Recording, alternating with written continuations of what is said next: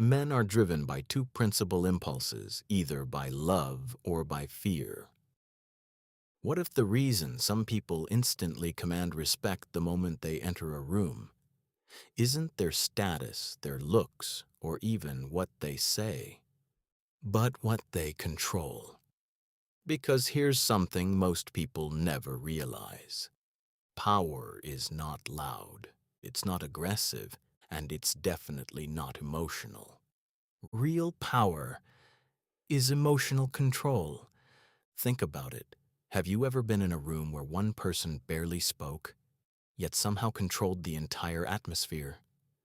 People adjusted to them, conversation shifted around them, even silence felt intentional. That's not charisma, that's control.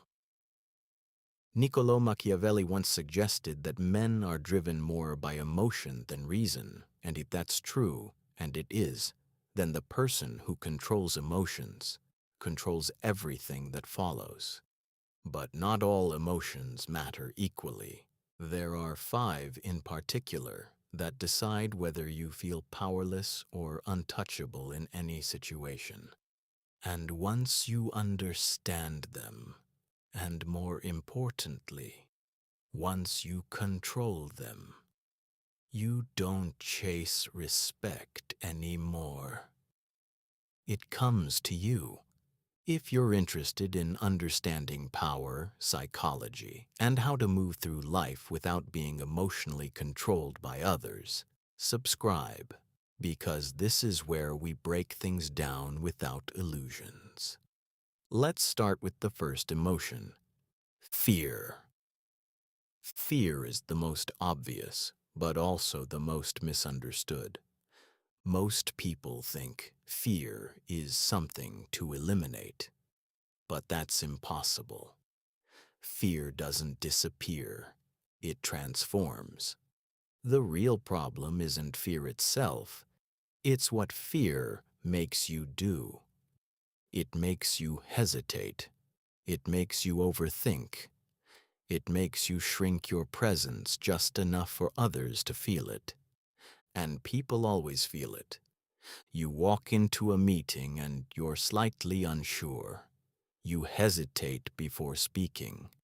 You adjust your tone, your posture, your words, trying not to say the wrong thing. And without realizing it, you've already given away power. Not because others are stronger, but because you signaled uncertainty. Now here's the shift. Fear is not a signal to retreat. It's a signal to become more deliberate. Instead of speaking faster, slow down. Instead of explaining more, say less. Instead of reacting, observe. You don't remove fear by avoiding situations. You neutralize it by controlling your response inside them. And the moment you do that, fear stops controlling your presence. The second emotion is anger. And this one is dangerous. Because anger feels powerful. It feels like control, like dominance, like you're taking a stand. But in reality, uncontrolled anger is one of the easiest ways to lose power instantly. Why? Because it makes you predictable. The moment someone can trigger your anger, they can control your behavior. Think about that. If a single comment can shift your state, raise your voice, or change your energy, who's really in control? Not you. And people notice this more than you think. In arguments, in discussions, in everyday interactions, the person who stays calm automatically appears stronger, even if they say less. Because calmness signals control. So the shift here is simple, but not easy. You don't suppress anger, you delay it. You create space between the trigger and your response, even a few seconds. Because in that space, you regain control, and control is always more powerful than reaction. The third emotion is insecurity. This one is quieter, less obvious, but incredibly influential. Insecurity shows up in subtle ways, over-explaining, seeking approval, adjusting your personality depending on who you're around. It's not loud, but it's visible, and people pick up on it instantly, not consciously, but intuitively. You say something, then immediately justify it. You make a decision, then look around to see if others agree. You hold back opinions because you're unsure how they'll be received. And slowly, without noticing, you train people to see you as uncertain. Now here's the uncomfortable truth. Confidence is not about being right. It's about being stable. You can be wrong and still appear confident if you stand by what you say without collapsing under pressure. So the shift is this. Stop trying to eliminate insecurity. Start reducing its visibility. Speak once. Pause. Let your words sit. Don't rush to fill silence. Because the more you try to prove yourself, the less convincing you become. The fourth emotion is the need for validation. This one controls more people than anything else. And it's subtle. You don't always notice it. But it shows up in how often you check reactions, how much you adjust your behavior, how deeply you're affected by approval, or the lack of it. The need for validation makes you dependent, and dependency removes authority. Because if your emotional state depends on how others respond to you, you're not in control of yourself. You're in control of their reactions. Think about social situations. One person speaks and constantly looks for approval, smiles, nods, agreement. Another person speaks calmly without checking. Who feels more powerful? It's obvious. The difference isn't intelligence, it's independence. So the shift here is critical. Say what you think and detach from how it's received. Not completely.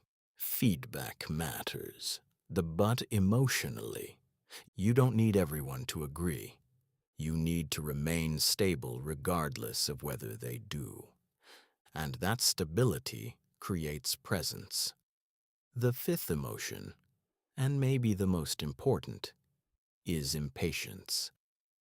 This is the one almost no one talks about, but it's everywhere. Impatience makes you interrupt, rush decisions, push conversations, force outcomes. And in doing so, it signals one thing. You need something. Now. And the moment you need something, you lose leverage. Because the person who needs less controls more. Watch negotiations, conversations, even simple interactions. The one who is willing to wait, calmly, without pressure, almost always has the advantage. Because they are not reacting to time, they are using it. So the shift here is subtle. Slow everything down. Your speech, your reactions, your decisions, not artificially, but intentionally. Because patience is not passivity. It's control over timing. And timing is power. Now step back and look at the full picture. Fear, anger, insecurity, need for validation, impatience. 5 emotions, 5 pressure points. And most people are controlled by them without even realizing it. They react, they adjust, they compensate. and then they wonder why they feel weak in certain situations. But once you understand these patterns, something changes. You stop reacting automatically. You start observing, and observation creates distance. Distance creates control. Let's make this real. Imagine you're in a conversation where someone challenges you. Before you might feel fear, hesitate, then over-explain, then get frustrated. Now, you notice the fear, but you don't rush. You feel the tension, but you don't react. You respond slowly, clearly, without needing to prove anything. Same situation, different result. Why? Because you controlled the emotions instead of letting them control you. And that's the real point. You don't need to dominate others. You need to stop being dominated by your own reactions. So let me ask you something. How many times have you lost control of a situation not because of what someone else did, but because of how you felt? And how many of those moments could have gone differently if you had just paused? That pause is everything, because in that pause, you choose. And choice is where power lives. This is what Machiavelli understood. Not just strategy, not just manipulation, but human behavior. He understood that people are predictable when driven by emotion, and unpredictable when driven by awareness. So if you want to control the room, don't focus on controlling people. Focus on controlling what controls you. Because once you do that, you don't need to demand attention. You don't need to force respect. You don't need to prove anything. People feel it, and they respond to it, silently and naturally, inevitably.